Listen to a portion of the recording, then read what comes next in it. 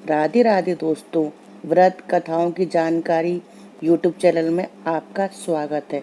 आज हम परिवर्तनी एकादशी की व्रत कथा व विधि बताएंगे।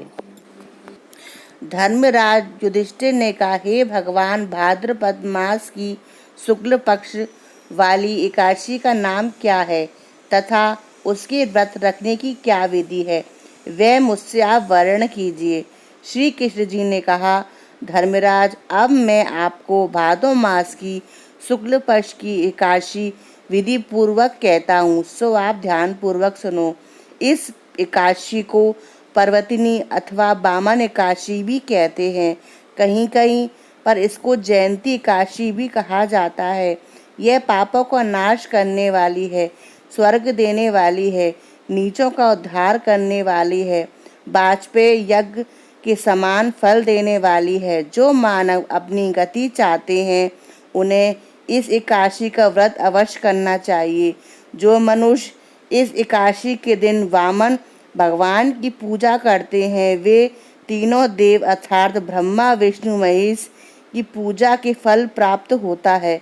इस एकादशी के दिन श्री विष्णु करवट बदलते हैं, इसलिए इसे पर्वतिनी एकादशी कहते हैं।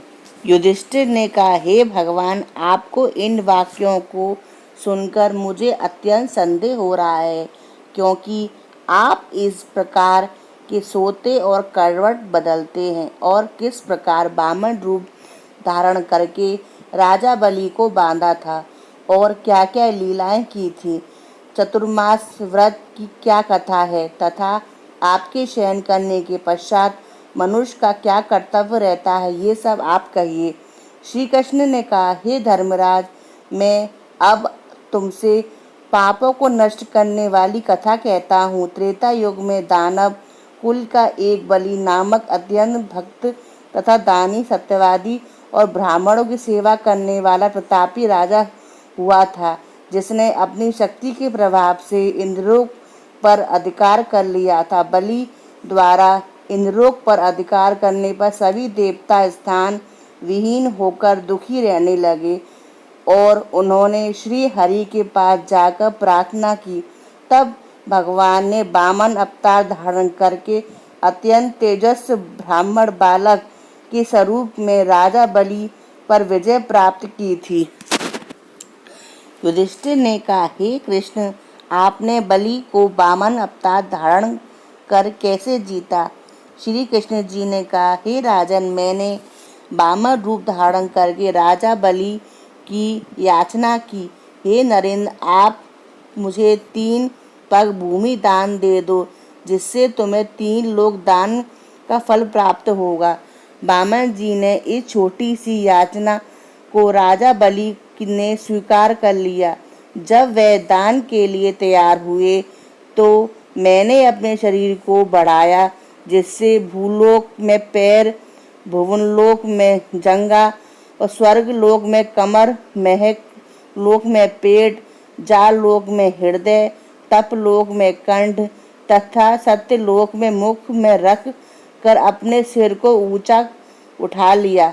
उस समय मैंने राजा बलि से पूछा, हे बलि, अब मैं अपना तीसरा पग किस स्थान पर रखूं? मेरी यह बात सुनकर राजा बलि ने अपना सिर नीचा कर लिया। तब मैंने अपना तीसरा पग उसके सिर पर रखा। उसके कारण वह दानव पाताल लोक को चला गया। जब मैंने अपने बलि को अति विहीन दशा में देखा तो मैंने कहा, हे बलि, मैं सदैव तुम्हारे निकट ही रहूंगा।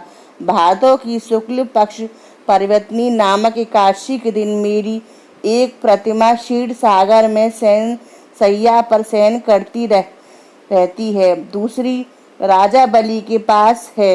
इस प्रकार दिन भगवान विष्णु करवट बदलते हैं। इस दिन भगवान त्रिलोकीनाथ व श्री विष्णु की पूजा की जाती है।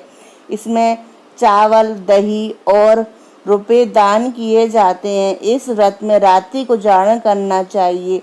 इस व्रत करने से मनुष्य सभी पापों को मुक्त हो जाता है, अंत में स्वर्ग को जाता है। इस दिन ककड़ी का सागर करना चाहिए।